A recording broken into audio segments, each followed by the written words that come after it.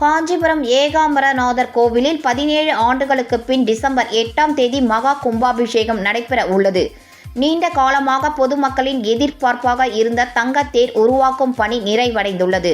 இந்த தங்கத்தேர் டிசம்பர் 4ஆம் தேதி இந்து சமய துறை அதிகாரிகளிடம் ஒப்படைக்கப்பட உள்ளது. அதன் தொடர்ச்சியாக டிசம்பர் 5ஆம் தேதி தங்கத்தேருக்கு பூஜைகள் நடைபெற உள்ளதாக நிர்வாகிகள் தெரிவித்துள்ளனர். திருக்கோயிலின் மகா கும்பாபிஷேகம் டிசம்பர் 8ஆம் தேதி நடைபெற உள்ளது.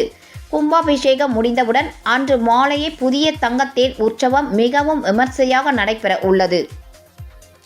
காஞ்சி சங்கர விஜயேந்திர சரஸ்வதி சுவாமிகள் மற்றும் ஸ்ரீ சத்ய சந்திரசேகரேந்திர சரஸ்வதி சுவாமிகள் அவர்கள் மூலமாக மற்றும் பக்தர்கள் மூலமாகவும் உபயதாரர்கள் மூலமாகவும் வடம் பிடித்து, அதாவது சனிக்கிழமை மாலை கரெக்டாக 3 மணி அளவில் வடம் பிடித்து ஊர்வலமாக தேரை கோவிலில் கொண்டு தேர் மண்டபத்தில் ஒப்படைக்கும் திருவிழாவானது தொடங்க உள்ளது.